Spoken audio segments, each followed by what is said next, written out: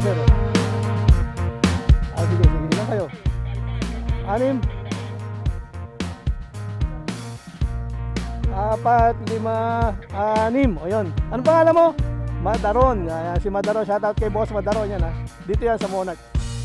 Idol! Diaz pala. Kala ko Madaron yung apelido nyo. Hindi pala. Madaron Agency pala no? Ano? Eto guys. Andito kami ngayon sa loob ng Monarch. Dito sa chapter. Eto boss. O, si Boss EJ. Natatapos lang niya sa Boss Hardman. Kita nyo naman ha. Ang ganda rito guys ha. Ano to? Tapat ng Robinson. Doon yung Robinson. Kasi yung Monarch Hotel nandito. So dito daw kami magkape. Dito sa chapter. Chapter coffee. Yan. Si Boss Ford ang nagaya.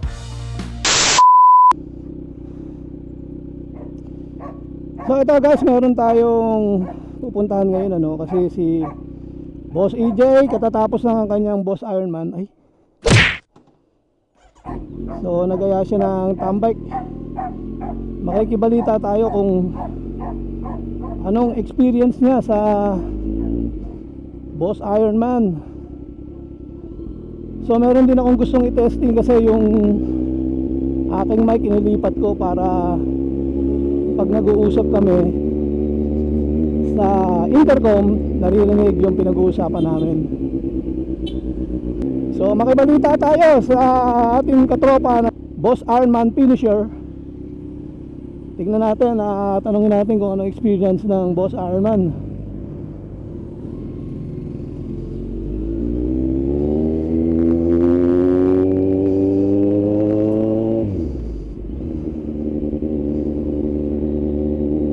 Kamustahin na natin ang kanyang kalagayan, kung masakit ba yung mga katawan niya.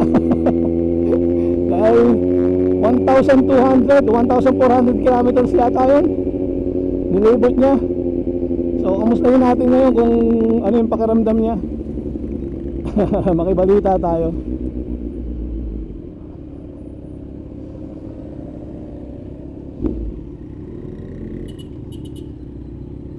So shoutout sa Parungking, dito ako lagi dumadaan. Parungking, shoutout sa inyo dyan.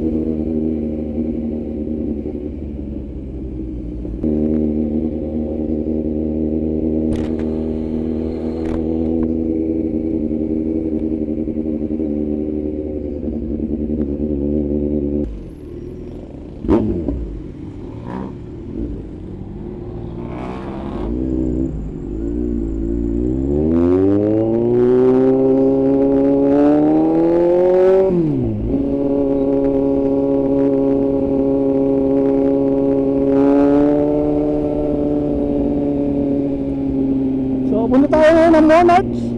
Dito raw kami magkakape, sabi ni Boss Ford. Monarch tala siya.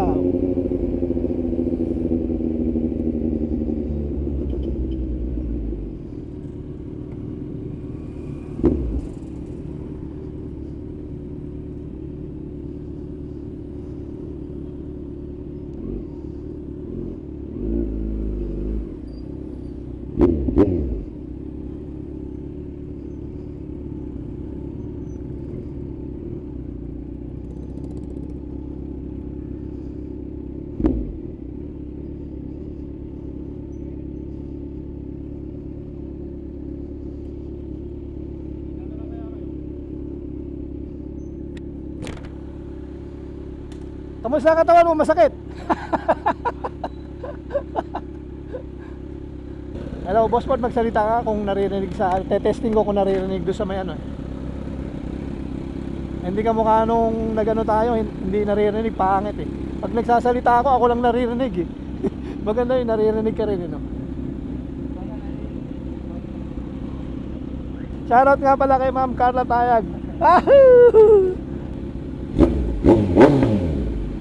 Wala na pala akong gas. Marami ka pa, no? Ang dami pa. Kasi yung huling karga natin 200 lang yun eh.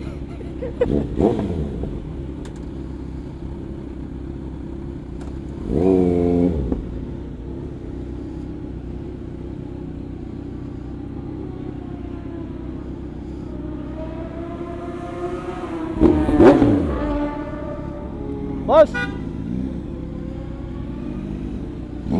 Ako na ka, Boss Ford.